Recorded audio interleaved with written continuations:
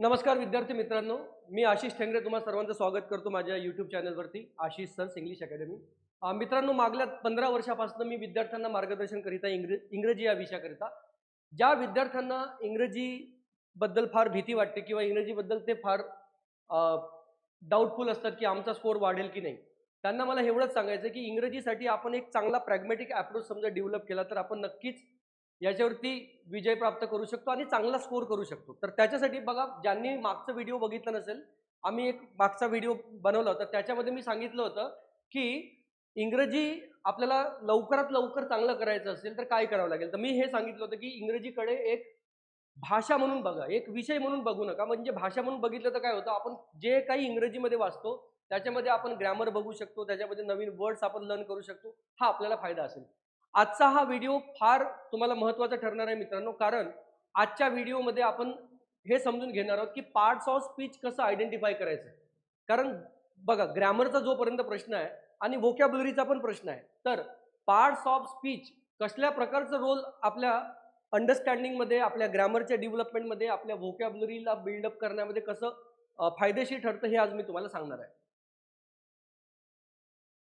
तर मित्रांनो, मला हे पण सांगायचं की माझ्या 2 बुक्स पब्लिश झाल्या आहेत. ही एक आहे इंग्लिश इज स्कोरिंग, ही बँकिंगच्या विद्यार्थ्यांसाठी आहे IBPS पॅटर्नमध्ये, आणि ही दुसरी पुस्तक आहे इंग्लिश स्कोर बूस्टर. ही तुम्हाला सगळ्या सरळ सेवा एक्झामसाठी, SSC साठी ही फार उपयुक्त ठरणार आहे. याच्यामध्ये नॅरेशन, व्हॉइसेस सगळं डिटेलमध्ये दिलं आहे. One word substitution, idioms, phrases जे फ्रिक्वेंटली विचारले जातात. चला, तर परत आपण त्या विषयाकडे वळूया मित्रांनो. सरळ सेवा भरती ही 2026 ची, याच्यामध्ये हे आपण एक्झाम्स बघतोय. तलाठी आहे, आरोग्य सेवक आहे. याच्यासाठी आपल्याला लवकरात लवकर इंग्रजी चांगलं करायचं असेल तर काय करावं लागेल. बघा, सगळ्यांच्या डोक्यामध्ये हा प्रश्न असतो, how to gain the mastery over English grammar. बरोबर, सगळ्यांना वाटतं की मला ग्रामर लवकरात लवकर कसं कळेल. तर याचं उत्तर मी तुम्हाला सांगतोय बघा, पार्ट्स ऑफ स्पीच. आपल्याला पार्ट्स ऑफ स्पीच मध्ये डिफरन्स दिसत नाही किंवा आपल्याला पार्ट्स ऑफ स्पीच आयडेंटिफाय करता येत नाही. याचा अर्थ काय होतो की आपला ग्रामर वीक आहे. ग्रामर म्हणजे हे नसतं की सिंपल प्रेझेंट टेन्स कधी वापरतात, युनिव्हर्सल ट्रूथ असलं तेव्हा वापरतात, हा काही ग्रामर नाही, हे सगळ्यांना कळतं. पण सिंपल प्रेझेंट टेन्ससाठी तो जो वर्ड दिलाय, म्हणजे एक शब्द दिलाय, तो नाऊन आहे की वर्ब आहे, तो V1 मध्ये आहे की V2 मध्ये आहे, हे आपल्याला कळलं नाही तर सिंपल प्रेझेंट टेन्सचा रूल सुद्धा आपल्या कामात येणार नाही. मला हे सांगायचंय. बघा, आता पार्ट्स ऑफ स्पीच बद्दल आपण बोलूया. इंग्रजीमध्ये 8 पार्ट्स ऑफ स्पीच आहेत. हे 5, 6, याच्यामध्ये हे 7वं आणि हे 8वं. बरोबर. तर सगळ्यांना माहिती आहे, नाऊन आहे, वर्ब आहे, ऍडजेक्टिव्ह आहे, ऍडवर्ब आहे. आता हे 2 कॉलम का बनवले ते पण मी तुम्हाला सांगतो. बघा, आपलं सगळं जे टेन्शन आहे ना, ते याच्या संदर्भात राहणार आहे. म्हणजे नाऊन, वर्ब, ऍडजेक्टिव्ह आणि ऍडवर्ब हे समजायला विद्यार्थ्यांना थोडा उशीर लागतो किंवा याच्यामध्ये थोडीशी मेहनत आहे असं समजूया आपण. बरं, ही जी उरलेली 4 पार्ट्स ऑफ स्पीच आहेत, कंजंक्शन आहे, तर कंजंक्शन आपल्याला लवकर समजता येतं. कसं? जो 2 शब्दांना जोडतो, 2 वाक्यांना जोडतो किंवा 2 क्लॉजेस आहेत त्यांना जोडणारा, म्हणजे इथं बघा या शब्दामध्येच लिहिलं जंक्शन. जंक्शन म्हणजे काय? जो जोडतो. बरोबर ना? जसं आता बघा, ऑर, राम और श्याम. आता ऑर काय करतोय? जोडतोय ना, राम आणि श्याम. Fair and lovely. आता अँड बघा, फेअर आणि लवलीला जोडतोय. You came but I was not present. तू आलास परंतु मी तिथं उपस्थित नव्हतो. मग आता याच्यामध्ये बट काय झालं? कंजंक्शन. तर हे आपल्याला पटकन कळेल. बरं, प्रेपोजिशन म्हणजे काय? हे इन जे पोझिशन दाखवतात, कशाखाली? टेबलाखाली, टेबलावरती, त्याच्याकडे, माझ्या बाजूला, ही सगळी प्रेपोजिशन्स आहेत ज्याला आपण म्हणतो इन, विथ, बाय, फ्रॉम. त्याच्यापासून मी शिकलोय. आय लर्न फ्रॉम हिम. ही काय झाली? प्रेपोजिशन. जसं फ्रॉम आहे, ऑफ आहे, ॲट आहे, ओव्हर आहे, इन आहे, वगैरे वगैरे. बरं, आर्टिकलचा प्रश्नच येत नाही. सगळ्यांना माहिती आहे की हे 3 आर्टिकल्स आहेत, ए, एन, है ना, यांना आपण इनडेफिनेट आर्टिकल्स म्हणतो, आणि द हा जो आहे डेफिनेट आर्टिकल. आपण याच्याकरता सुद्धा एक व्हिडिओ बनवूया, आर्टिकल्स. त्याच्यासाठी सुद्धा मी बघतो की विद्यार्थ्यांना फार त्रास होतो की आर्टिकल कसं वापरतात, ते पण बघूया आपण. बरं, इंटरजेक्शनचा प्रश्न आहे. तर काय इंटरजेक्शन म्हणजे काय? असला एक शब्द असतो ज्याचा काही असा विशेष अर्थ निघत नाही आणि ज्याला आपण मराठीमध्ये उद्गारवाचक म्हणतो, है ना. जसं हा इंग्रजीमध्ये हाय आहे. आता याचा काय अर्थ आहे? काहीच नाही. हाय, अलास आहे, है ना. बरं, आपल्या मराठीमध्ये आपण म्हणतो अबब, केवढा मोठा साप. हा अबब आहे, याला आपण इंटरजेक्शन म्हणतो. तर आपल्याला काय कळतंय मित्रांनो, की ही जी 4 पार्ट्स ऑफ स्पीच आहेत याच्यासाठी आपल्याला फार श्रम घेण्याची काही गरज नाही. आपल्याला लवकर कळू शकतं. हां, ते पण सांगतो. विद्यार्थ्यांना कुठं प्रॉब्लेम येतो, कुठं चुकतात. कंजंक्शनचा प्रेपोजिशन आणि प्रेपोजिशनचा कंजंक्शन केलं तर खेळच खलास झाला. कारण कंजंक्शन नंतरचा नाऊन सब्जेक्ट बनतो आणि प्रेपोजिशनचा नंतरचा नाऊन ऑब्जेक्ट बनतो, ज्याला आपण कर्म म्हणतो. तर हे नंतर करूया आपण, अगोदर यांच्याबद्दल बघूया.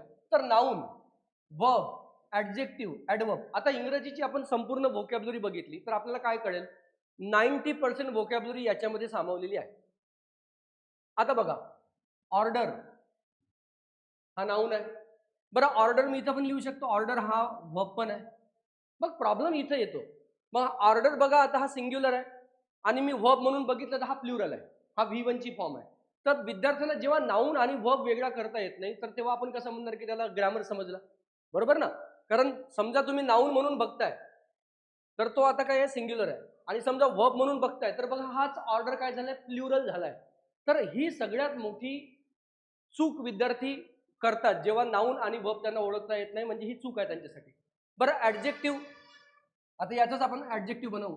ऑर्डरली, बरोबर. ऑर्डरली म्हणजे व्यवस्थित. आता बऱ्याच विद्यार्थ्यांना हे पण वाटतं की LY वाले शब्द असले म्हणजे ॲडवर्बच होतात. तो पण एक भ्रम आहे. तो पण आपण काय आहे ते पण आज बघूया. आता ॲडवर्ब याला बनवायचं असलं तर कसं होईल? इन अँड ऑर्डरली वे. अशा प्रकारे. कशा प्रकारे? तर व्यवस्थित प्रकारे. आता याच्यामध्ये खूप सारे शब्द होऊ शकतात. नाऊन म्हणजे काय, ब्युटी आहे. ॲडजेक्टिव्ह काय तर ब्युटिफुल आहे. वर्ब काय तर ब्युटिफाय आहे आणि ॲडवर्ब काय तर ब्युटिफुली आहे. म्हणजे आपण काय बघतोय, ही जी इंग्रजीची शब्द आहेत ह्यांची एक फॅमिली आहे. त्या फॅमिलीमध्ये काय काय आपण बघतो, त्याचं नाऊन आहे, त्याचा ॲडजेक्टिव्ह आहे, त्याचा वर्ब आहे, त्याचा ॲडवर्ब आहे. हे एकदा आपल्याला कळलं तर काय सोपं पडेल, आपली व्होकॅब्युलरी आपल्याला बिल्डअप करणं फार सोपं पडेल. तर चला, आपला आजचा प्रश्न आहे की हे ओळखायचं कसं. बघा, तर मी तुम्हाला सांगितलं की पार्ट्स ऑफ स्पीच बद्दल आता थोडंसं बोललो. आता हे बघा, ग्रामरचे टॉपिक्स आणि पार्ट्स ऑफ स्पीच यांचा काय संबंध आहे ते बघूया. नाऊन हा टॉपिक आहे तर नाऊन प्रोनाऊन आपण बघतो. नाऊन मध्ये केसेस बघतो की सब्जेक्टिव्ह केस हवंय की ऑब्जेक्टिव्ह केस हवंय, पॉझिटिव्ह ॲडजेक्टिव्ह पाहिजे की पॉझिटिव्ह प्रोनाऊन पाहिजे, बरोबर ना, रिफ्लेक्सिव्ह प्रोनाऊन पाहिजे. तर याच्यासाठी काय कळलं पाहिजे आपल्याला? Of course parts of speech. Subject and verb agreement आपण बघतो की जसा सब्जेक्ट तसा वर्ब. म्हणजे सब्जेक्ट प्लुरल आहे तर वर्ब प्लुरल आहे, सब्जेक्ट सिंग्युलर तर वर्ब सिंग्युलर, सब्जेक्ट ॲक्टिव्ह तर वर्ब सुद्धा ॲक्टिव्ह आणि सब्जेक्ट पॅसिव्ह तर वर्ब पॅसिव्ह. मग याच्यासाठी सब्जेक्ट ओळखणं म्हणजे नाऊनकडे जाणं आहे परत.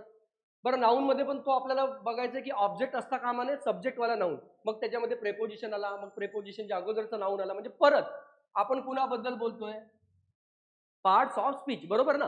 कारण कारण पार्ट्स ऑफ स्पीच आपल्याला कळलं नाही तर आपल्याला हे सगळं कळणार नाही. मग जेरंड आणि इन्फिनेटिव्ह.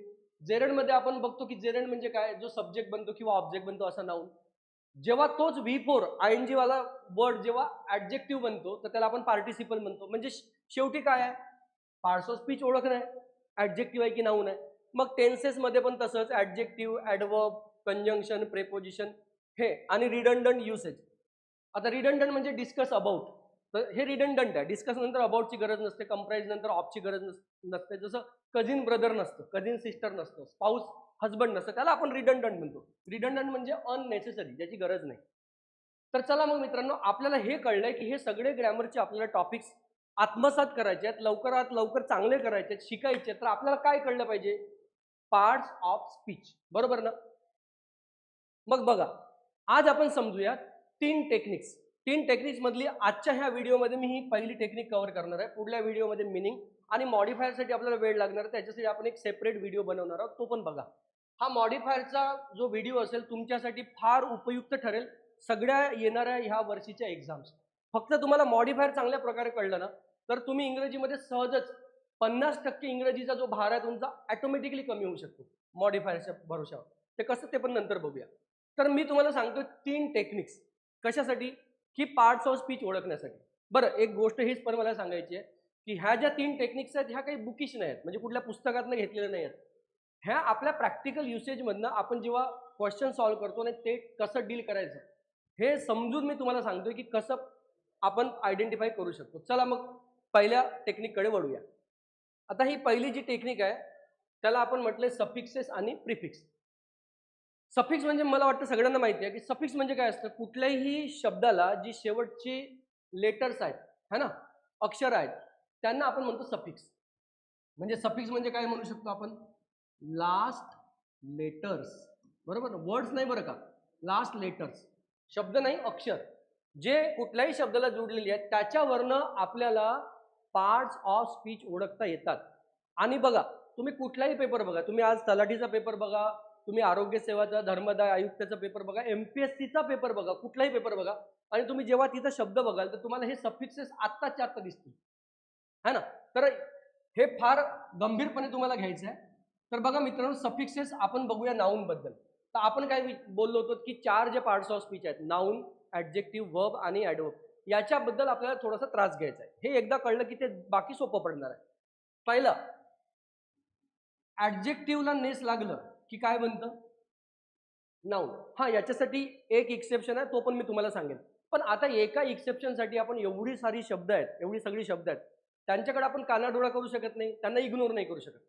मला काय सांगायचं आहे की कुठल्याही इंग्रजीचा जो ॲडजेक्टिव्ह आहे त्याला जेव्हा नेस लागतं, आपल्याला लावायचं नाही बरं का, नेस नाही तर आपण कुठले ॲडजेक्टिव्ह लावू असं चालणार नाही. शब्द बघायचा आहे की त्याला समजा नेस लागलाय ॲडजेक्टिव्हला, तर आपल्याला हे पण कळलं पाहिजे की नेस कधीही सफिक्स म्हणून वापरला जातो, तो कुठल्या शब्दाला वापरला जातो, ॲडजेक्टिव्हलाच.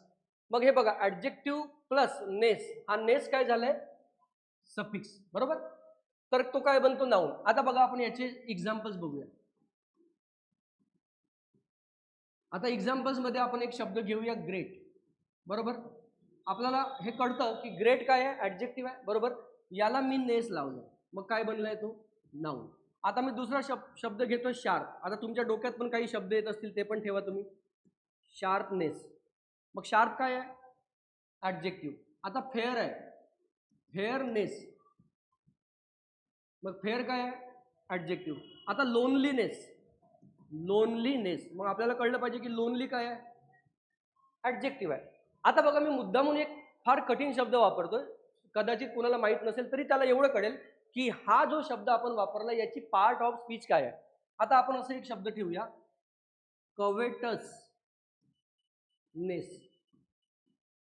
आता बघा, हा शब्द माहीत जरी नसला, फार मोठा शब्द वाटतो, हा ना, तरी आपल्याला काय कळेल की हा ॲडजेक्टिव्ह आहे, आणि याला आपण नेस लावलं की हा पूर्ण शब्द काय बनलाय, नाऊन बनलाय, बरोबर. मग ह्याच ॲडजेक्टिव्हला बघा आता काय करतोय, ह्याच ॲडजेक्टिव्हला आपण LY लावलं तर ते ॲडवर्ब बनत जातात. जसं ग्रेटचं greatly, sharp sharply, bright brightly, mad madly, sad sadly, है ना, steep steeply, covetous covetously, fair fairly. तर किती शब्द होत आहेत. म्हणजे आपल्याला काय कळतं की जेवढी नेसवाली शब्द आहेत, मग सीजलेसनेस, अटेंटिव्हनेस, है ना, हे सगळी शब्द आपल्याला काय करतात की हे नाऊन आहे. सोपं पडलं. म्हणजे आता आपल्याला एवढं कळू शकतं की जेवढी नेसवाली शब्द आहेत इंग्रजीमधली, त्यांचा सगळ्यांचा ग्रामर आपल्याला समजलाय, ते नाऊन आहे. याच्यामध्ये एक एक्सेप्शन सांगितलं होतं मी तुम्हाला, तर याचं एक्सेप्शन बघा, तो नाऊनच बनतो, पण तरी सुद्धा मी तुम्हाला मुद्दामून सांगतो. आता हा एक शब्द आहे, फॉरगिव्हनेस. हा अल्टिमेटली नाऊनच आहे, परंतु आपल्याला याच्यामध्ये एक स्ट्रक्चर दिसतो की हा जो फॉरगिव्ह आहे ना, हा वर्ब आहे. म्हणजे इथं वर्ब प्लस नेस दिसते, तरी तो बनतोय शेवटी नाऊनच. पण आपण काय बघितलं होतं की ॲडजेक्टिव्हला नेस लागतं. आता ब्लाइंड आहे, ब्लाइंडनेस आहे, बार्ड आहे, बार्डनेस आहे, बोल्ड आहे, बोल्डनेस आहे, बरोबर आहे. किती शब्द आहेत. दुसरा सफिक्स बघूया आपण. हा पण फार महत्वाचा सफिक्स आहे. याच्यामध्ये पोरांना जनरली काय कन्फ्युजन असतं की ॲडजेक्टिव्हला RER लागलं की ती कंपॅरेटिव्ह डिग्री असते, बरोबर. आणि वर्बला RER किंवा OR लागलं तर नाऊन असतं. मग काय ऑप्शनमध्ये समजा एक ऑप्शन आहे अचिव्हर, आणि एक ऑप्शन आहे टॉलर, बरोबर. एक आहे ग्रेटर, आणि एक आहे ॲव्हेंजर. तर मग काय वाटतं सगळ्यांना, असं वाटतं की हे सगळे कंपॅरेटिव्ह डिग्री मधले शब्द दिलेले आहेत. तसं नाही आहे. ॲव्हेंजर हा नाऊन आहे, आणि अजून आपण एक शब्द बघितला होता कुठलाही, जसं अचिव्हर, तर अचिव्ह वर्ब आहे, तर तो नाऊन आहे. आणि ग्रेट ॲडजेक्टिव्ह आहे, तर ग्रेटर किंवा शार्पर, ॲडजेक्टिव्ह प्लस RER लागलं तर कंपॅरेटिव्ह. हे लक्षात घ्या. आता बघा, RER OR नाऊन कुणाला म्हणतो आपण, वर्बला. आता जशी एक्झाम्पल्स बघा. आता मी बऱ्याचदा विद्यार्थ्यांना विचारतो की हा शब्द तुम्हाला माहिती आहे का, एअर. तर विद्यार्थ्यांचं काय असतं की हा शब्द माहित नाही. आता बघा, त्याच विद्यार्थ्यांना हा शब्द माहित असतो. म्हणजे बघा, ही अशी गोष्ट झाली की एखाद्या विद्यार्थ्याला आपण म्हणतोय की तुला आपलं हे बर्डी माहिती आहे का, सक्करदरा माहिती आहे का, तर तो काय म्हणतो की नाही, सक्करदरा बर्डी मला माहित नाही, मला पूर्ण नागपूर माहिती आहे. म्हणजे मला एरर माहिती आहे, पण मला हे नाही माहित, सक्करदरा नाही माहित किंवा आपलं बर्डी नाही माहित. म्हणजे हे हास्यास्पद आहे, बरोबर ना. हा एअर पासनं एरर बनलाय ना, मग एअर पासनं किती शब्द बनतात बघा. आता ह्या सफिक्स आणि प्रिफिक्समुळं आपली व्होकॅब्युलरी कशी वाढते तुम्हाला एका एक्झाम्पलवरून सांगतो. आता बघा याच्यामध्ये एक शब्द झाला एअर, बरोबर. हा वर्ब आहे, तर एरर म्हणजे चूक आहे, तर एअर म्हणजे काय होईल, चूक करणे. कारण हा एका शब्दाला लागू पडत नाही. हा जो आपण तत्व बघतोय, सिद्धांत बघतोय, प्रिन्सिपल बघतोय, हा एका शब्दाला लागू पडत नाही, सगळ्या इंग्रजीच्या शब्दांना लागू पडतो. एअर म्हणजे चूक करणे, एरर म्हणजे चूक. मग एरोनियस याच्यापासूनच बनलाय. एरोनियस म्हणजे आता बघा ओयुएस आलं म्हणजे जे चुकीचं आहे. एरोनियस सेंटेन्स म्हणजे ज्याच्यामध्ये मिस्टेक्स आहेत. मग यालाच आपण एलवाय लावू, एरोनियसली बनलं. आता एअरला आपण पार्टिसिपल बनवूया, एरिंग बनलं, एरिंग मॅन. बरं आपण याला अनएरिंग केलं, जो चुकत नाही कधी. मग याला आपण एलवाय लावलं, एरिंगली, अनएरिंगली. बघा किती शब्द बनत आहेत, कळतंय ना. म्हणजे व्होकॅब्युलरीसाठी प्रत्येक शब्दाचा आपण अर्थ बघू शकत नाही. आता ह्या शब्दासाठी तुम्ही डिक्शनरीकडे जाताय, ह्या शब्दासाठी डिक्शनरीकडे जाताय, म्हणजे काय करतोय, आपल्याकडे एक चांगला अप्रोच नाही आहे, हेच सिद्ध होतं याच्यावरनं. आता बघा बाकी एक्झाम्पल्स बघूया. आता एअरचं एरर केलं आपण, तर बघा आता घरी आपण ज्या वस्तू बघतो त्याच्यामध्ये तुम्हाला कितीतरी एक्झाम्पल्स सांगता येतील. जसं बघा आपल्या घरी आपण कूलचं कूलर केलंय, बरोबर. राम कूलर, बरोबर आहे. कूल म्हणजे कूल व्हर्ब आहे हे आपल्याला कळलं पाहिजे, कारण आपण घरी वापरतो तो कूलर म्हणजे थंड करणारा. तर कूल म्हणजे काय, थंड करणे. बरं कूल ॲडजेक्टिव्ह पण आहे, मग त्याला ईआर लागलं तर काय असेल ते, हां comparative degree, cool, cooler, coolest. जसं हॉट, हॉटर, हॉटेस्ट. पण याच्यामध्ये आपल्याला हे कळलं पाहिजे की हा नाऊन आहे, कारण हा इथं आपण व्हर्ब म्हणून बघतो. मग कुकचं कुकर आहे. आता घरी ट्रिमर वापरतो आपण, तर ट्रिम, ट्रिमर, बरोबर. सिंग, सिंगर, टीच, टीचर, हेल्प, हेल्पर, गिव, गिवर, अचीव, अचिव्हर. आता हा शब्द बघा ॲव्हेंज. आता ही गाडी पण आहे ॲव्हेंजर, बरोबर. ॲव्हेंजर म्हणजे बदला घेणारा, सूट घेणारा. आता बुलडोज आहे तर बुलडोजर. जनरेट आहे जनरेटर, क्रिएट आहे क्रिएटर, ॲक्ट आहे ॲक्टर, परफॉर्म आहे परफॉर्मर, बरोबर ना. म्हणजे किती शब्द होत आहेत, इतके शब्द होत आहेत की आपण त्याचा विचार करू शकत नाही. Seller, buyer, shopper. आणि बऱ्याचदा विद्यार्थ्यांना शॉपर या शब्दाचा अर्थच कळत नाही. ते शॉपिंगला जातात पण त्यांना वाटतं की शॉपर म्हणजे विकणारा की घेणारा. बघा किती मोठा कन्फ्युजन आहे ना. आता शॉप म्हणजे विकत घेणे, शॉपर म्हणजे काय, विकत घेणारा, बरोबर ना. मग ऑप्शनमध्ये जेव्हा बायर आपला किंवा सेलर आहे आणि शॉपर ऑप्शनमध्ये आहे, तर मग ते आपल्याला निवड झालं पाहिजे कुठला ऑप्शन निवडायचा आहे. म्हणजे आपण काय बघतो की सफिक्सेस आपल्या अंडरस्टँडिंगमध्ये सुद्धा फार मोठा रोल प्ले करतायत, बरोबर. आता तिसऱ्या सफिक्सकडे वळूया. तिसरं सफिक्स बघा काय आहे. इंग्रजीच्या व्हर्बला TION, काही काही शब्दांना SION लागतं, हे नाऊन बनतं. जसं आपण कुठला एक्झाम्पल बघू, इम्प्लिमेंट. बघा इम्प्लिमेंट, आता हा वर्ब आहे. आता याला बघा implementation, motivate, motivation, frustrate, frustration. अजून काही शब्द येऊ शकतात, simplify, simplification, classify, classification, verify, verification. बघा तुम्ही तुमच्या डोक्यात शब्द येऊ द्या, है ना किती. आता हा जो SION आहे याचा एक एक्झाम्पल बघूया. कन्फ्यूज आहे, बरोबर. आता याला बघा कन्फ्युजन झालं. तर डिवाइड आहे, डिव्हिजन झालं. प्रोव्हाइड आहे, प्रोव्हिजन झालं, बरोबर. आता इम्प्लिमेंटेशन मध्ये आपण अजून काही शब्द लिहू. अटेंड आहे, बरोबर ना. अटेंड हा शब्द झाला. आता याला आपण काय करतो, अटेन्शन. मग विद्यार्थ्यांना जेव्हा आम्ही विचारतो अटेन्शनचा अर्थ माहिती आहे का, ते म्हणतात अटेन्शनचा अर्थ माहिती आहे, ध्यान, लक्ष. आणि अटेंड म्हणजे ते म्हणतात उपस्थित राहणे. अरे अटेंड म्हणजे मग त्या संदर्भात काय होईल, एखाद्या गोष्टीकडे लक्ष देणे. अटेंड टू वॉट आय से. मग याच्यापासूनच काय काय शब्द बनत आहेत बघा. आता अटेंड, अटेन्शन, अटेंटिव्ह, अटेंटिव्हली, अटेंटिव्हनेस, इनअटेंटिव्ह, इनअटेंटिव्हनेस, इनअटेंटिव्हली. ह्या प्रकारे आपल्याला वोकॅब बिल्डअप करता आली पाहिजे, तेव्हा आपण म्हणू की हां आपल्याला इंग्रजी आता जमतंय, लवकरात लवकर आपण शिकू शकतो. तर मला वाटतं हा पण सफिक्स कळलाय. आता याच्यासाठी तुम्ही शब्द येऊ द्या. जसं प्रोव्हाइड आहे, मी हा पण एक लिहून घेतो, है ना. मग याचा प्रोव्हिजन लिहिलंय आपण, है ना. डिरिजन आहे, एखाद्याचं उपहास करणे, एखाद्याची थट्टा करणे, डिरिजन, है ना. तर आपण काय बघितलं, ॲडजेक्टिव्ह प्लस नेस नाऊन झालंय, verb plus RER OR noun झालंय. त्याच्यानंतर आपण बघितलं वर्ब प्लस TION SION हे परत नाऊन होत आहेत. आता नेक्स्ट बघूया, हा पण फार इम्पॉर्टंट आहे, MENT, है ना. आता MENT मध्ये बघा काय दिसतंय की जेव्हा कुठल्याही वर्बला MENT हा सफिक्स लागतो तर तो काय बनतोय, तो शब्द बनतोय नाऊन. जसं बघा आता याच्यामध्ये ते लागणार नाही बघा इम्प्लिमेंट, कारण इम्प्ली जो आहे हा काही वर्ब नाही आहे बघा. इम्प्लिमेंट हा वर्ब आहे, मग वर्बला TION लागले हे लक्षात घ्या. फक्त आता सिमेंट आहे है ना, तर त्याच्यामध्ये आपण हा पेमेंट आहे म्हणू शकतो, कारण पे वर्ब आहे, पेमेंट असं. आता जसं याचं एक्झाम्पल बघूया, पनिशमेंट आहे, पनिशमेंट. मग आपल्याला काय कळतं याच्यामध्ये पनिश जो आहे हा शब्द हा वर्ब आहे बरोबर. अचिव्हमेंट आहे, अचिव्हमेंट, मग आपल्याला काय कळतंय अचीव जो आहे हा वर्ब आहे. Harass, harassment. Develop, development. Commit, commitment. Commence, commencement है ना, इतके शब्द बनत आहेत. तर आपल्याला काय कळतं मित्रांनो की जेवढी शब्द MENT मध्ये येत आहेत कुणाबरोबर, वर्ब बरोबर, ती सगळी काय होत आहेत नाऊन है ना. आता एनहान्स आहे बघा, एनहान्स आपल्याला काय कळेल याच्यामध्ये एनहान्समेंट.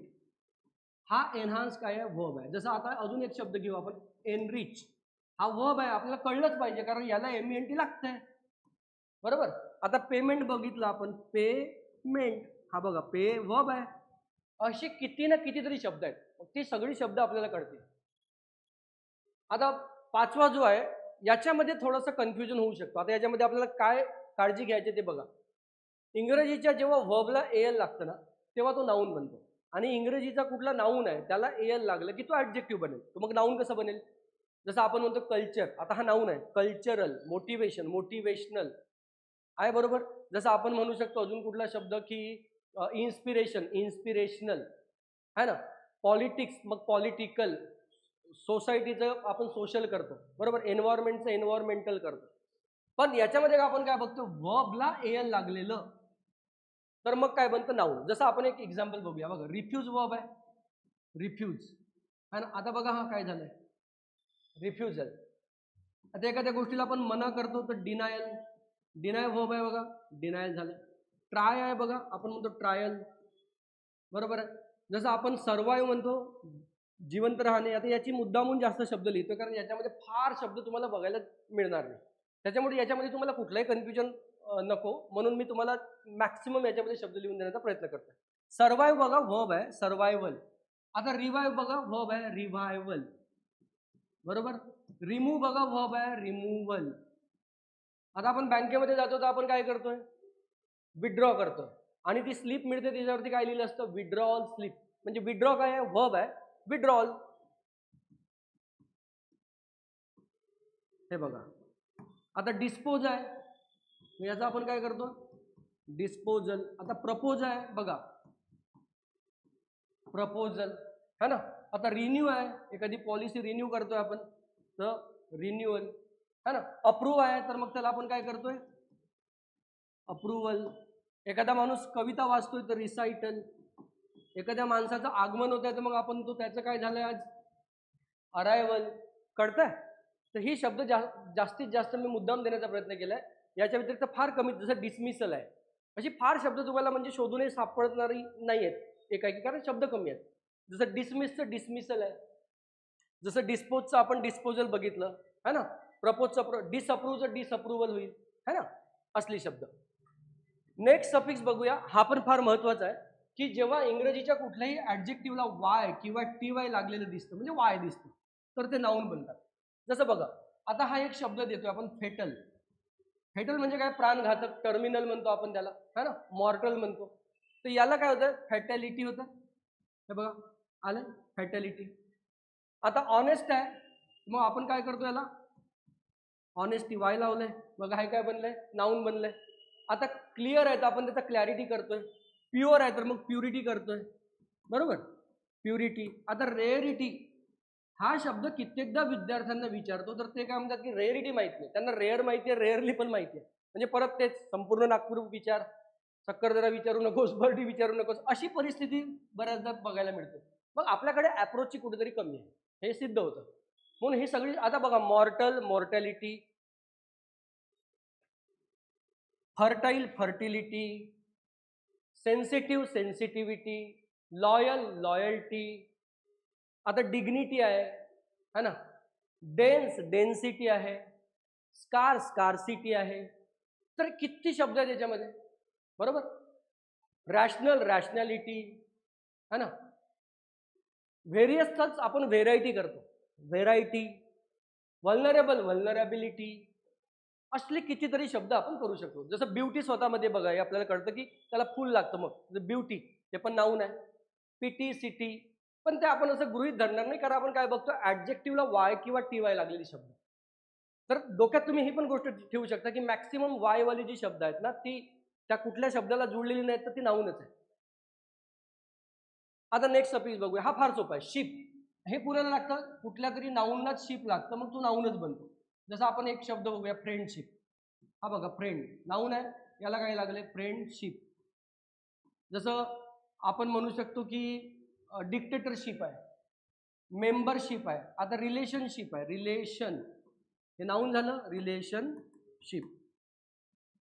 आता शिष्यवृत्तीसाठी आपण शब्द वापरतो फेलोशिप, बरोबर आहे.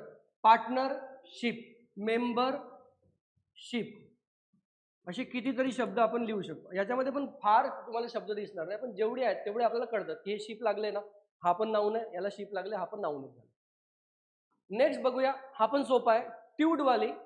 ह्याच्यातही फार शब्द इंग्रजीचे दिसत नाही बरं का आपल्याला, पण जेवढी शब्द आहेत तेवढी आपल्या कामात नाही. त्याला आपल्याला कळतं की हा नाऊन आहे. आता समजा मी एक नवीन शब्द लिहिला, रेक्टिट्यूड.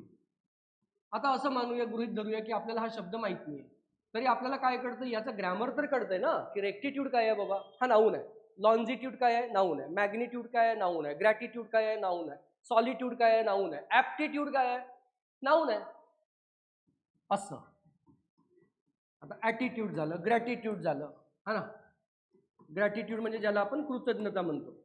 कृतज्ञता नाही, कृतज्ञता, थँकफुलनेस, ग्रेटफुलनेस. कळलं हे.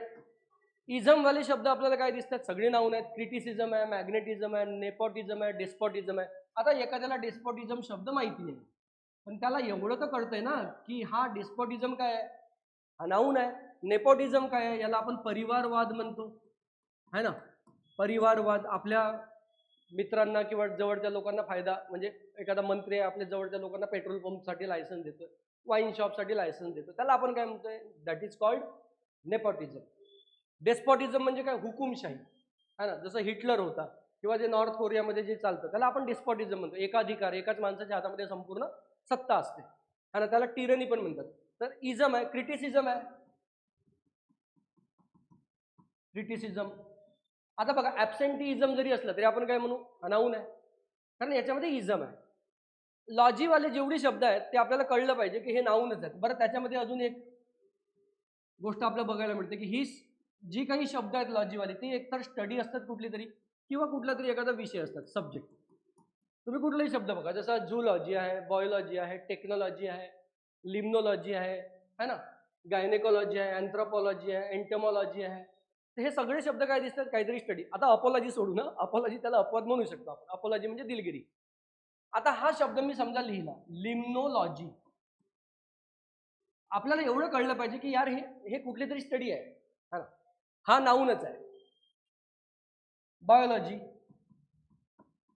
सगळी शब्द काय आहेत, टेक्नॉलॉजी, बरोबर. नेक्स्ट सफिक्सकडे जाऊया आपण. आता बघा, हा पण फार महत्वाचा सफिक्स. याच्यामध्ये आपल्याला काय बघायचं आहे, जितकी इंग्रजीची शब्द सी ई किंवा सी वाय पण, है ना, सी किंवा सी वाय, जेव्हा आपण ह्या सी ई किंवा सी वाय वाल्या शब्दांना रिप्लेस करतो, एंटीजन आहे, सॉरी, हा, ही सी वाली जी काही शब्द आहेत ती नाऊन म्हणून आपल्याला बघता येतील. आणि ह्याच शब्दांना जेव्हा एसी लागतं किंवा झेडी लागतं, तर ते काय म्हणतात, वर्ब. म्हणजे आपण याच्यामध्ये वर्बचा पण सफिक्स बघतो बरं का, एसी आणि झेडी वाली शब्द. तर एसी वाली आणि सी वाली शब्द बघूया. बघा, आता मी याच्यामध्ये प्रॅक्टिस लिहितोय, बरोबर. हा प्रॅक्टिस, याला म्हणतो आपण सराव, किंवा त्याचा अर्थ व्यवसाय पण असतो. आता ह्या प्रॅक्टिसला मी अशा प्रकारे लिहिलंय, याला एसी केलंय. हे काही चुकलेलं नाही आहे. कित्येकदा ते कम्प्युटरची वगैरे बघितलं असेल तुम्ही, रेडमध्ये येतं, पण ते ग्रॅमॅटिकली तुमच्या परीक्षेमध्ये तुम्हाला विचार करायचा आहे. IBPS आणि TCS जेव्हा परीक्षा घेते, तर हा नाऊन आहे आणि हा वर्ब आहे, याचा अर्थ सराव करणे, आणि हा सराव आहे. जसं दुसरा आपण एक शब्द बघूया परत, अडवाईस. आता हा अडवाईस बघा, याला आपण मराठीमध्ये सल्ला म्हणतो आणि हिंदीमध्ये सलाह म्हणतो. आणि हा इकडे मी अडवाईस लिहिले बघा, ॲडवाइज म्हणजे हा काय सल्ला देणे, बरोबर. आता डिव्हाइस बघूया आपण. डिव्हाइस म्हणजे एखादी युक्ती है ना, प्लॅन. आणि डिव्हाइस म्हणजे योजना बनवणे, युक्ती करणे, बरोबर. मग आपल्याला काय कळतंय, ही एससी वाली जी शब्द आहेत आणि जेव्हा ही सी नी रिप्लेस होत आहेत तर ही नाऊन आहेत आणि ही वर्ब आहे. तर हा पण फार महत्वाचा सफिक्स आहे. नेक्स्ट सफिक्स आपण इथं लिहिलंय सी आणि सी वाय. जेव्हा ह्या सी आणि सी वाय ला आपण रिप्लेस करतो एनटीनी, तर ते एनटी वाले शब्द आपल्याला काय बघायला मिळतात, ऍडजेक्टिव्ह. आणि सी वाली शब्द काय बघायला मिळतात, नाऊन. आता याच्यामध्ये इतकी शब्द आहेत की विचारता सोय नाही. जसं बघा, मी इम्पॉर्टन्स लिहितोय तर तुम्हाला आपसुकच कळलं असेल, इम्पॉर्टन्स. आता हा काय कळतं आपल्याला की हा नाऊन आहे आणि याच्यामध्ये आपण त्या सी ला आपण रिप्लेस करूया एनटीने. हा बघा एनटी आलाय, हा ऍडजेक्टिव्ह झालाय. आता याच्यामध्ये अजून एक शब्द लिहूया आपण, व्हायोलेन्स. हिंसा आहे. आता हा व्हायोलेन्स, हा व्हायोलेंट, हिंसक झाला, बरोबर. मग silence, silent. Congruence, congruent. Absence, absent. Presence, present. Persistence, persistent. Consistence, consistent. Eminence, eminent. Dominance, dominant. Prominence, prominent. किती शब्द आहेत है ना. मग आपण याच्यामध्ये रिलक्टन्स लिहू. आता रिलक्टन्स, इथं काय करू आपण, याला रिलक्टंट, जो नाखुश आहे एखाद्या गोष्टीसाठी, अनविलिंग आहे, रिलक्टंट. आणि यालाच एलवाय लावा तुम्ही. सगळे बघा ॲडवर्ब होतात, रिलक्टंटली, इम्पॉर्टंटली, सिग्निफिकंट, सिग्निफिकंट, सिग्निफिकंटली, इनसिग्निफिकन्स, इनसिग्निफिकंट, इनसिग्निफिकंटली. अशा प्रकारे करता आलं पाहिजे, म्हणजे ग्रॅमरवरती आपली ग्रीप बनेल, बरोबर. आता हा बघा सायलेन्स आहे तर तिकडे सायलेंट आहे. आता त्या सायलेन्सलाच आपण आर लावतो, गाडीला म्हणतो ना आपण सायलेन्सर नाही आहे मग आवाज करते, तर सायलेन्स मग वर्ब पण आहे कारण त्याला सायलेन्सर लागतं, ER लागते म्हणजे आर लागते, सायलेन्सर असं. आणि शेवटचं सफिक्स याच्यामध्ये बघूया आपण नाऊन मध्ये, US. मी OUS नाही म्हणतोय, याच्यामध्ये मुद्दाम तुम्हाला कापून देतोय. OUS नाही बरं का, OUS वाली सगळी शब्द ना आपण ऍडजेक्टिव्ह म्हणून बघूया नंतरच्या सफिक्स मध्ये. US असं लागलं की हे बघा नाऊन बनतात. जसं आपण काय शब्द करू शकतो, कॅम्पस आहे, बघा कॅम्पस मध्ये अस दिसतंय. सेल्सिअस आहे, बरोबर आहे. रकस आहे. आता बघा हा रकस शब्द टफ आहे. आता एखाद्याला शब्द माहिती नाही तरी त्याला कळलं पाहिजे की हा रकस नाऊन आहे. जिनियस, बऱ्याचदा विचारात पडतात यार जिनियसची पार्ट ऑफ स्पीच काय आहे, इकडे तिकडे डिक्शनरीमध्ये बघतात, काही गरजच नाही बघायची. आपल्याला कळलं की जिनियस नाऊन आहे. रेडियस नाऊन आहे, बरोबर. म्हणजे स्टिम्युलस, आता बघा स्टिम्युलस नाऊन आहे. हे सगळे नाऊन आहेत US वाली शब्द. तर आता बघा हे आपण सफिक्सेस बघितले, इथून सुरू केलं आपण. नेस, RER OR. याच्यामध्ये आता मी मुद्दामून फार कमी एक्झाम्पल्स दिलेत, कारण मला काय वाटतं की तुम्ही स्वतःची एक्झाम्पल्स शोधा, म्हणजे तुम्हाला स्वतःहून आपसुकच कळेल, स्वतःच कळेल अरे हा बरोबर आहे, हा वर्ब आहे, हा ऍडजेक्टिव्ह आहे. आणि तुम्ही पेपरकडे बघा, हे केल्यास तुम्ही पेपर बघा, त्या पेपरमध्ये तुम्हाला काहीतरी चेंज दिसेल, तुम्हाला दिसेल की हा ग्रॅमर समजतो, बरोबर. बरं याच्याने आपण काय बघितलं, शब्दसाठा वाढतो आपला. अटेंडचं अटेन्शन बनतं, एअरचं एरर बनतं, एरिंग बनतं, अनएरिंग बनतं, असं. तर तो सफिक्सचा रोल असतो, म्हणजे इंग्रजीची वोकॅब शब्दसाठा वाढवायला सफिक्स फार महत्वाचा रोल प्ले करतो. आता फक्त आपण नाऊनचे सफिक्सेस बघितले. आता याच्यामध्ये तुम्ही विचार करा की आपण किती शब्द बघितले असतील. तुम्ही मोजू सुद्धा शकत नाही, तुम्ही मोजू शकत नाही किती शब्द केलेत, एवढी शब्द केलीत आपण. आता आपण दुसरं सफिक्स बघूया, बघा ऍडजेक्टिव्ह. आता ऍडजेक्टिव्हला कसं ओळखायचं मी ती पद्धत आता सांगत नाही, की नाऊनला जे काही विशेषण लागतं, म्हणजे नाऊन बद्दल जे काही शब्द विशेष म्हणजे त्याचं वैशिष्ट्य सांगतं त्याला ऍडजेक्टिव्ह म्हणतो. ही त्याची डेफिनेशन झाली है ना, त्याची व्याख्या झाली. आपल्याला ते नाही बघायचं, आता हे बघायचं की कुठला, पण ते कळलं तर पाहिजे ना. पण समजा एखादा डिफिकल्ट वर्ड आहे, जेव्हा तुम्हाला सिनोनिम अँटोनिम परीक्षेमध्ये विचारतात, तो शब्दच दिला असतो ना, त्याच्या बाजूला कुठं नाऊन असतं. तर ही जी आपण व्याख्या म्हणतोय ती त्याच्यामध्ये उपयुक्त पडत नाही.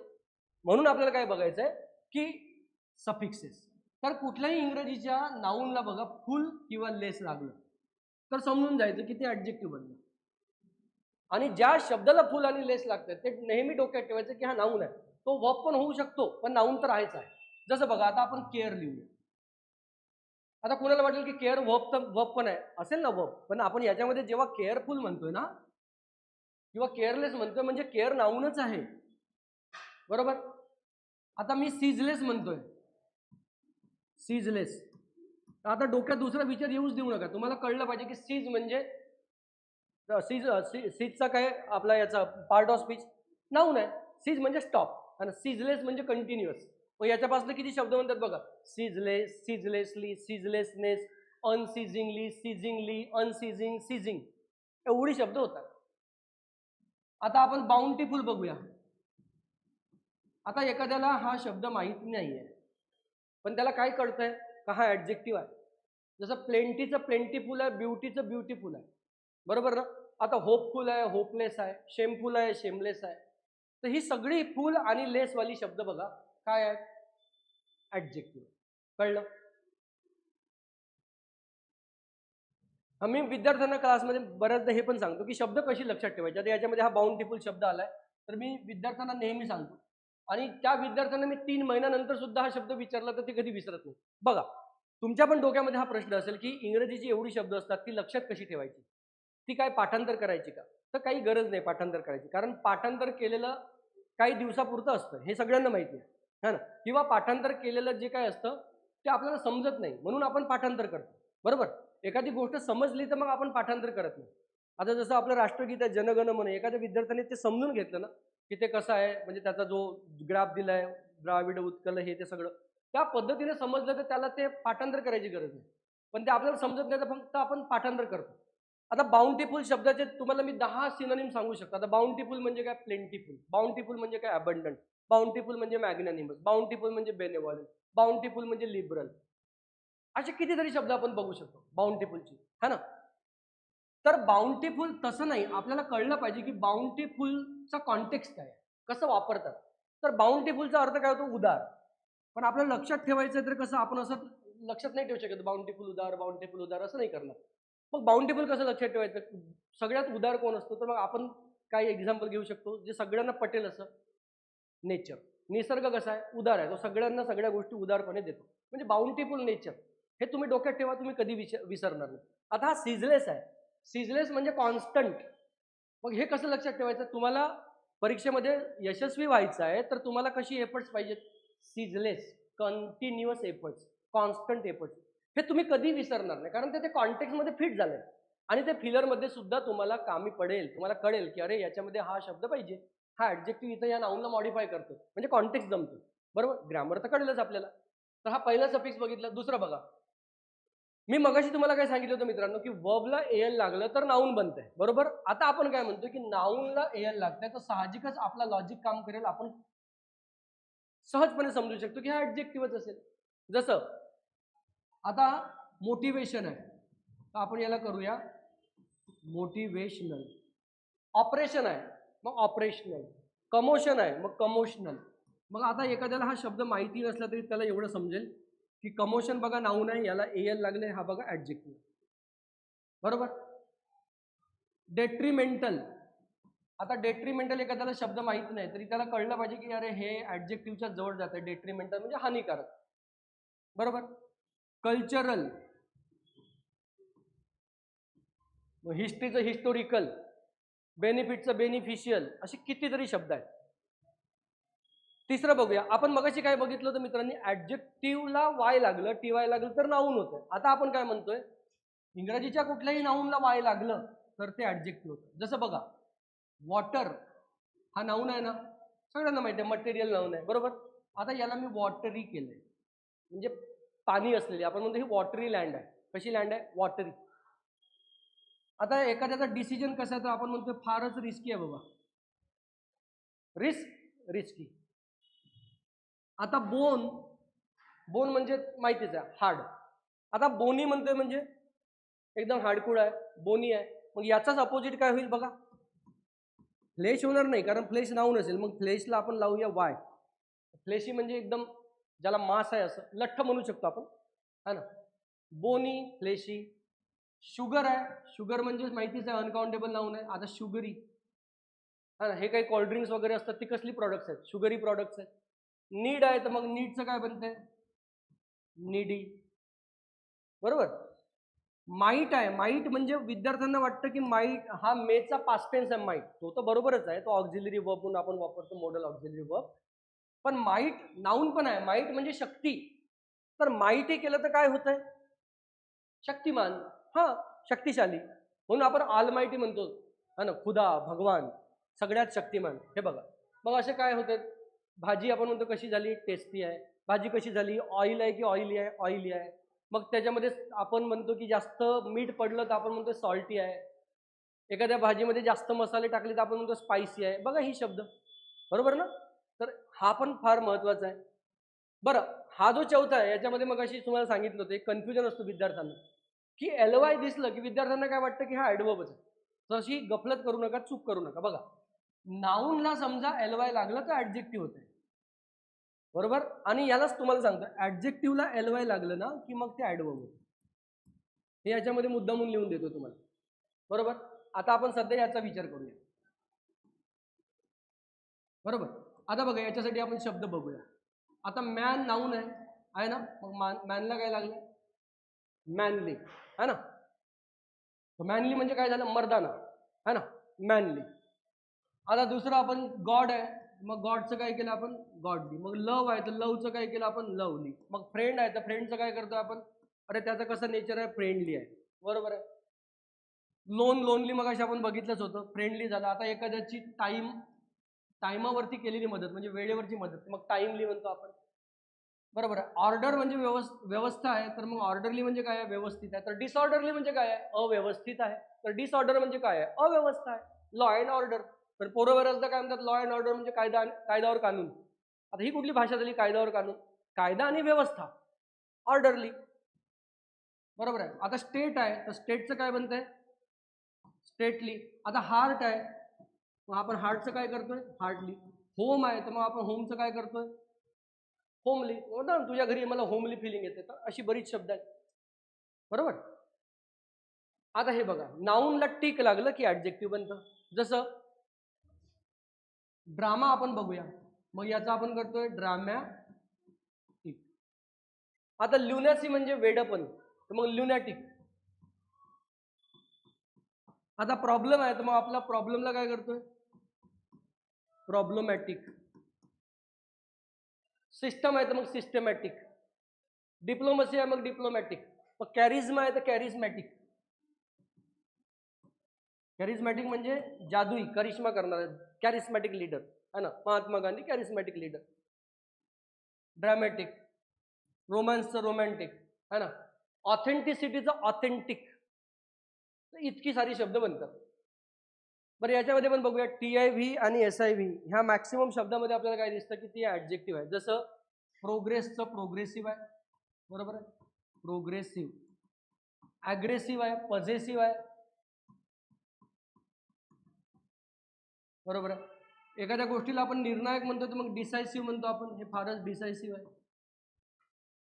असे कितीतरी शब्द. आता TIV वाले शब्द, कम्पॅटिटिव्ह, कम्पॅटिटिव्ह झालं. इम्परेटिव्ह आहे.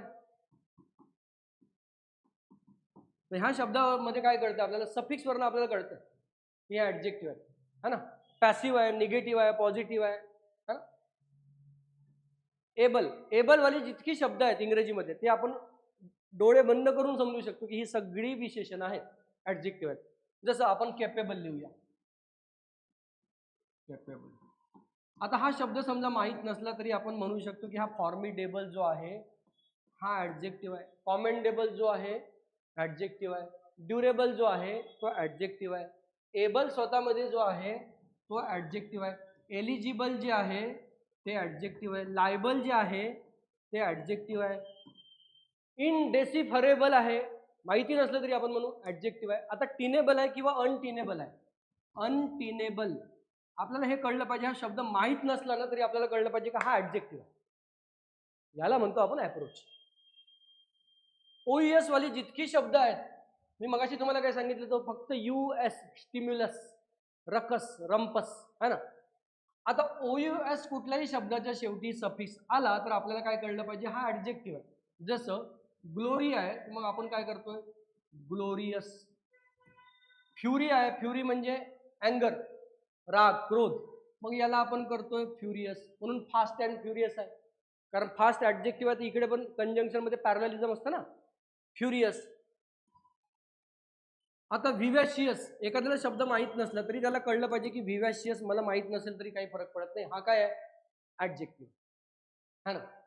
तर अशा प्रकारे ट्रिमेंडस माहित असो नसो, ग्रॅमर तरी आपल्याला कळलं पाहिजे की ट्रिमेंडस माहित नाही बाबा परंतु हा ऍडजेक्टिव्ह आहे ना.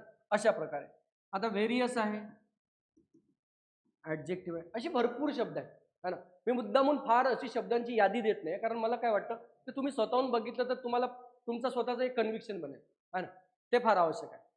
8वा सफिक्स बघूया. जेव्हा इंग्रजीच्या नाऊनला सम लागते, हे नाऊनलाच लागते सम, तर ते ऍडजेक्टिव्ह बनतं. जसं आता बघा बर्डन सम. आता बर्डन म्हणजे काय त्रास, मग बर्डनला आपण बर्डन सम म्हटलं तर काय बनेल ते बघा त्रासदायक बनेल ते. आता ऑसम, ऑसम, अर्कसम म्हणजे पण त्रासदायक असतं. टायरसम म्हणजे पण त्रासदायकच असतं, कंटाळवाणं असतं ते, बरोबर. तर असे शब्द हे रिपीट झालंय 9 मध्ये. हे 10वं बघूया आपण.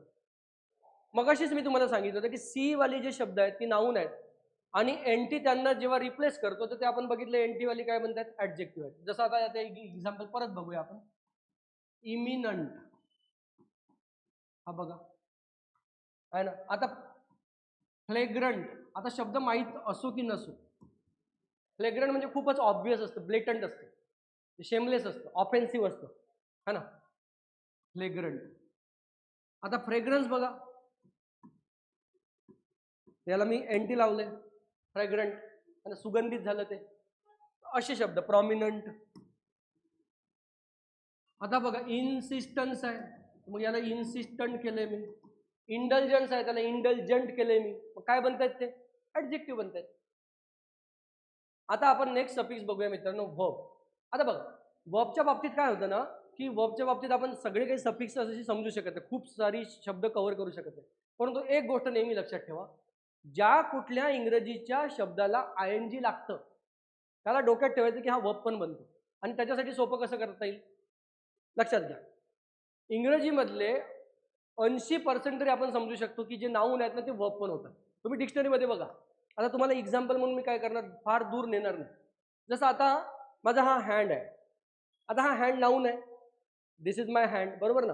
आता I am handing over the project to you, म्हणजे हँडला हँडिंग केलंय मी, म्हणजे हँड नाऊन पण आहे आणि वर्ब पण आहे.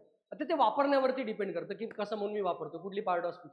आता हे बघा शोल्डर, शोल्डर नाऊन आहे ना, पण मी म्हणतो I will shoulder the responsibility. I will shoulder the responsibility मतलब I am shouldering the responsibility, म्हणजे हा वर्ब झालाय. I am heading towards Dhantoli, I am heading towards Pune. मग काय झालं, मी तिकडे येत आहे.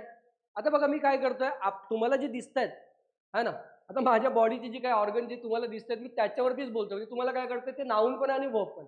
आता हा फॅन तुम्हाला कदाचित दिसत नसेल, इथं माझ्या डोक्यावरती एक फॅन आहे. मग फॅनिंग, एखाद्याला हवा देणे, जसं मीडिया फॅनिंग करतं, हवा देते एखाद्या गोष्टीला, फॅनिंग. आता हा टेबल आहे इथं, टेबलिंग द प्रपोजल, टेबल म्हणजे नाऊन पण आहे वर्ब पण आहे, कळतंय ना. आता ही पेन आहे, मी लिहितोय, आय एम, आता बघा आय एम पेनिंग समथिंग, म्हणजे पेन नाऊन पण आहे याच्यामध्ये वर्ब पण आहे. तर हे आपण सहजपणे समजू शकतो. आता चेअर आहे, chairing, I am chairing the meeting, म्हणजे काय समजतंय नाऊन आणि वर्ब. आता ही बघा बॉटल आहे, हे तुम्हाला मुद्दाम दाखवतो. आता ही बॉटल आहे, नाऊन आहे, कुणालाही कळेल. पण मी म्हणतो की I don't want to bottle up my emotions, मला माझ्या भावना आतल्या दाबायच्या नाही आहेत, म्हणजे त्या व्यक्त करायच्या. बॉटल अप म्हणजे एखादी गोष्ट आतल्या आत टाकणे. म्हणजे आपल्याला काय कळतंय, आता हे हेड आय बघतोय, I am eyeing on his activities, मी त्याच्या ऍक्टिव्हिटीज वरती नजर ठेवून आहे, अशा प्रकारे. तर ती एक गोष्ट मी तुम्हाला सांगितली की आयएनजी. आता मॅन आहे तर बघा मॅनिंग, मॅनिंग म्हणजे माणसं कामावरती लावणे. म्हणून म्हणतो आपण अनमॅन्ड मिशन होतं चंद्रयान-3, अनमॅन्ड, त्याला ईडी लागले ना. म्हणजे इंग्रजीच्या कुठल्याही शब्दाला डी ईडी आयएनजी लागतंय तर समजून घेता आलं पाहिजे की हा वर्ब पण आहे. आता हा सिमेंट आहे, सिमेंटिंग रिलेशनशिप, ते काहीतरी ऍड येत होतं टीव्ही वरती, भंगर सिमेंट का कुठलं तरी, सिमेंटिंग रिलेशनशिप. म्हणजे आपल्याला काय कळतं, अरे हे मॅक्सिमम. आता हा लाईट आहे, लाइटिंग है ना, असं. आता हा वर्ड आहे, वर्डिंग, हा बघा wording, I am wording something, म्हणजे काहीतरी मी त्याचे शब्द करतोय, असं. आता ते तर झालंच, पण आपण आता महत्वाचे बघूया सफिक्सेस. एफ वाय, कुठल्याही शब्दाच्या शेवटी FY हा सफिक्स आला तर समजून जायचं की हा वर्ब आहे. आता बघा, आता एक मुद्दाम थोडासा टफ शब्द देतो. आता तुम्हाला असं समजा की हा शब्द माहित नाही, तरी तुम्हाला एवढं कळेल की हा वर्ब आहे, डिफाय. डिफाय म्हणजे एखाद्या गोष्टीला चॅलेंज करत, झुगारून देणे. तर याला लक्षात कसं ठेवायचं? डिफाय रूल, डिफाय लॉ. जर आपण काय बघितलं, बाउंटिफुल नेचर, सीजलेस एफर्ट्स. डिफाय कायद्याला न मानणे, झुगारून टाकणे, है ना, एखादा रूल किंवा कायदा. डिफाय. आता बघा, क्लासिफाय, मॉडिफाय, ही काय यात सगळी वर्ब आहे. आता असाच एक शब्द आपण परत बघूया, डिफाय. एखाद्या माणसं देवारे माजवणे म्हणतो मराठीमध्ये आपण. एखाद्या माणसाचं एकदम एवढं मोठं करणं की त्याला देवच बनवले. जसं रजनीकांतला साऊथमध्ये देव बनवतात, म्हणजे बनवलंय लोकांनी. तर डिफाय. आता हा कोण काय आहे? वर्ब आहे. आता एक मुद्दामून टफ शब्द येतो, डिमिस्टिफाय. आता तुम्हाला काय वाटेल, अरे बापरे, हा पण काय टफ शब्द आहे, आपल्याला माहित नाही. पण तुम्हाला काय कळतंय की FY लागले ना, मग हा वर्ब आहे. व्हेरीफाय वर्ब आहे, जस्टिफाय वर्ब आहे, क्लासिफाय वर्ब आहे, सिम्प्लिफाय वर्ब आहे, ब्युटिफाय वर्ब आहे. हे असं. दुसरं बघा, कुठल्याही शब्दाच्या शेवटी आउन्स आला, ही फार शब्द नाही आहेत आउन्सवाली शब्द. मग त्याच्यामध्ये आपण बघू शकतो बाउन्स आहे, बरोबर ना. त्याच्यामध्ये आपण बघू शकतो प्रोनाउन्स आहे, बरोबर ना. त्याच्यामध्ये आपण बघू शकतो डिनाउन्स आहे, एखाद्या गोष्टीची निंदा करणे. रिनाउन्स आहे, एखाद्या गोष्टीचा त्याग करणे. त्याग कशाचा करतो? सुखाचा की दुखाचा? सुखाचा. रिनाउन्स प्लेजर, असले शब्द आहेत, हा ना. अनाउन्स आहे, याचाच नाऊन बनतो अनाउन्समेंट, याचाच नाऊन बनतो प्रोनाउन्सिएशन, याचाच नाऊन बनतो रिनाउन्सिएशन, बरोबर ना. असं. आणि हे तर आपण बघाशी बघितलं होतं की झेडी आणि एसी वाले शब्द जे आहेत ते वर्ब आहेत. तर झेडी वाली एसी वाली आपण काही शब्द बघूया. रिअलाइज. आता तुम्ही झेडी लावा याच्या शब्दाच्या शेवटी किंवा एसी लावा, काही फरक पडत नाही. हे फक्त ते अमेरिकन आणि ब्रिटिशचं, जसं आता हे अमेरिकन आहे आणि हे ब्रिटिश याच्यामध्ये लिहितात, बाकी काही फरक पडत नाही. आता डिमोनेटाईज आहे, त्याचंच नाव डिमोनेटायझेशन बनतो. तर डिमोनेटाईजला बघा शेवटी जेडी येत आहे. मग काय? मार्जिनलाइज, ऑपरेशनलाइज, है ना. हे काय आहेत? सगळी वर्ब आहेत.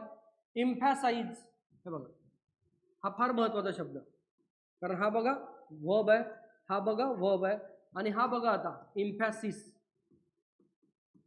आता याच्यामध्ये आणि याच्यामध्ये फरक बघा, फक्त ई नाही लावलेला आहे, पण हा नाऊन आहे, बरोबर. आणि हे दोन्ही शब्द काय आहेत? तर वर्ब आहेत. म्हणजे एवढं सोपं पडतं. आता मित्रांनो, आपण हा जो शेवटचा सफिक्स करतोय वर्बचा, याच्याने तुम्हाला मी पूर्णपणे गॅरंटी देतो की तुमची समजा व्होकॅब्युलरी किंवा तुमचा शब्दसाठा म्हणूया आपण त्याला, एवढा आहे ना, तो एवढा होईल नक्कीच. बघा, लक्ष द्या आता काय होतं. इंग्रजीच्या कुठल्याही ॲडजेक्टिव्हला एन किंवा EN लागलं ना, तर ते काय बनतं? वर्ब बनतं. तसंच नाऊनला एन किंवा EN लागलं ना, हे सफिक्स, तर तरी सुद्धा काय बनतो? वर्ब. मग याच्यामध्ये काय बघता येतं की बरीचशी शब्द आहेत ज्यांना NEN लावून वर्ब बनतात, आणि खूप शब्द.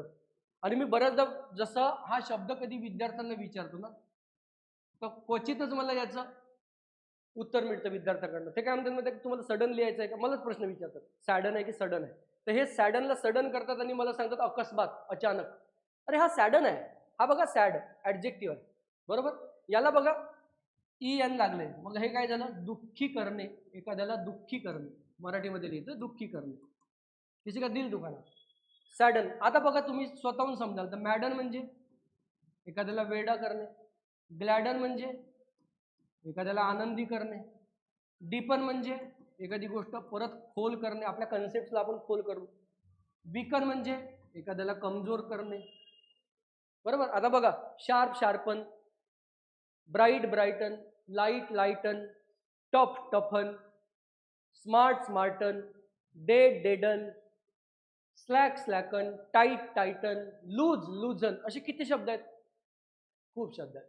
सिकन, SICKEN, सिकन म्हणजे एखाद्याला आजारी पाडणे. किती शब्द बनतात? भरपूर. अवेक आहे, मग याचं बघा अवेकचं, अवेकन. आणि याच्यामध्ये ग्रॅमरची काय चूक करतात ते सांगतो. विद्यार्थ्यांना बऱ्याचदा काय वाटतं की हे वर्बची थर्ड फॉर्म आहे, है ना, वर्बची थर्ड फॉर्म. ते त्यांना ते असं वाटतं की V3, जसं गिव्हचं गिवन आहे, टेकचं टेकन आहे. तसं नाही आहे. हे सगळीच्या सगळी काय आहेत माहिती आहे का? V1 आहे. यांना ED लागलं ना की मग ते V2 V3 असेल, बरोबर. ED लागेल. मॅडन्ड, सॅडन्ड, ग्लॅडन्ड, डिफंड, विकंड, अवेकंड. आणि नाऊनच्या बाबतीत आपण काय बघू शकतो, जसं नाऊनला NEN लागलेलं, जसं हार्ट आहे, एखाद्याला खुश करणे, हार्टन, आनंदी करणे, उंची वाढवणे एखाद्या गोष्टीची, हायटन आहे, बरोबर आहे. तर ही पण शब्द आहेत. तर याच्यामध्ये आपल्याला काय कळतं की ॲडजेक्टिव्हला आणि नाऊनला NEN लागलं तर काय बनतं, व्हर्ब बनतं. आता शेवटचं सफिक्स बघूया आपण. शेवटचं सफिक्स बघूया, तो बघूया ॲडवर्बचं. ॲडवर्बला आपण याच्या अगोदर पण समजलं होतं की ॲडजेक्टिव्ह जे आहे इंग्रजीचं त्याला LY लागलं तर ते ॲडवर्ब बनतं. आणि याचा एक टाईप पण म्हणतो, ॲडवर्ब ऑफ मॅनर. याला ॲडवर्ब ऑफ मॅनर म्हणतात, है ना. मग जसं एक एक्झाम्पल बघू आपण की फर्स्ट बघा, ॲडजेक्टिव्ह आहे, फर्स्ट, याला काय केलं आपण, फर्स्टली. आता प्रिसाईज बघा, ॲडजेक्टिव्ह आहे, प्रिसाईज, मग याला काय केलं आपण, प्रिसाईजली. ग्रेट बघा किंवा रेअर बघा, ॲडजेक्टिव्ह आहे, मग याला आपण काय केलं, रेअरली. ब्युटिफुल आहे, ब्युटिफुली केलं.